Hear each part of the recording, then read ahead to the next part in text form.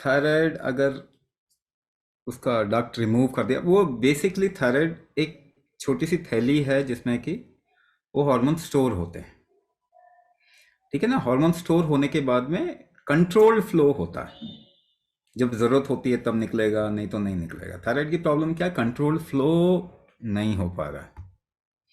तो ये control flow का मतलब आपका कंट्रोलिंग फैक्टर क्या है आपके शरीर का।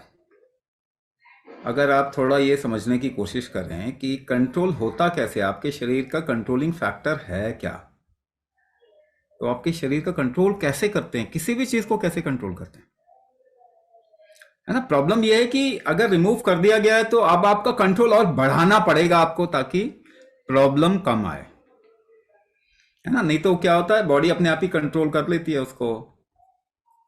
जो हॉर्मोन्स है वो ग्लैंड में स्टोर होते हैं, फिर जब जरूरत होती है निकलता है, जब जरूरत नहीं होती है वो उसी के अंदर रहता है ना। उसको निकाल दिया, ग्लैंड निकाल दिया, तो अब क्या करना है, कंट्रोलिंग फैक्टर को बढ़ाना पड़ेगा। तो उसके लिए कुछ किया नहीं, उसके लिए तो कुछ नहीं किया। तो कंट्रोलिंग फैक्टर अगर बढ़ाएंगे नहीं तो कभी भी ठीक हो पाएंगे, कभी भी अच्छा फील होगा नहीं होगा, हमेशा सिचुएशन ऊपर नीचे जाएगी। तो आपको यह भी समझना पड़ेगा कि जो हेल्थ है वो आपके शरीर की स्थिति है। कोई दवाई आपको हेल्थ नहीं दे सकती। आप बीमारी इसलिए क्योंकि दवाई खाई है आपने, आप बीमार ही इसलिए क्योंकि दवाई खाई है बचपन से लेके। आपने अपने शरीर के अंदर किसी भी तरीके की एक्टिविटी को छेड़खानी की है उसके साथ में, या तो बढ़ाया या तो कम किया। कोई भी केमिकल दवाई दो तरीके से काम करते हैं, इसे कहते हैं एगनिस्ट एंटेगनिस्ट। किसी चीज को बढ़ा देना, किसी चीज को कम कर देना। तो अगर बचपन से आप छेड़छाड़ करेंगे अपने शरीर के साथ में, तो इसके फंक्शंस तो खराब होंगे। 50 साल पहले कौन थायराइड, आपने सुना था नाम थायराइड का? किसी को वो थायराइड नहीं था। दादी नानी याद है आपको? दादा नाना याद है? किसको थायराइड था? किसी को भी थायराइड नहीं था। तो आप थायराइड में आई ही हैं इसीलिए कि आपने दवाइयां खाई हैं, पहली चीज। और भी डिविएशन कर दिए हैं, फूड डिविएट कर दिया, एनवायरमेंट डिविएट कर दिया। मगर क्या है, हमने बिगाड़ा, उसको कंट्रोल करने के लिए कुछ प्रोसेस नहीं किया, बैलेंसिंग फैक्टर हम लेके ही नहीं है। तो अपने शरीर में किसी भी चीज को कंट्रोल कैसे करते हैं? उठना बैठना खींचना धक्का देना, कैसे कंट्रोल करते? कोई आपको खींच रहा हो, उसको वापस खींचोगे तो क्या करोगे आप? सांस रोकेंगे पीछे और फिर खींचेंगे। वेट उठाएंगे, कैसे उठाएंगे? सांस रोक के उठाएंगे।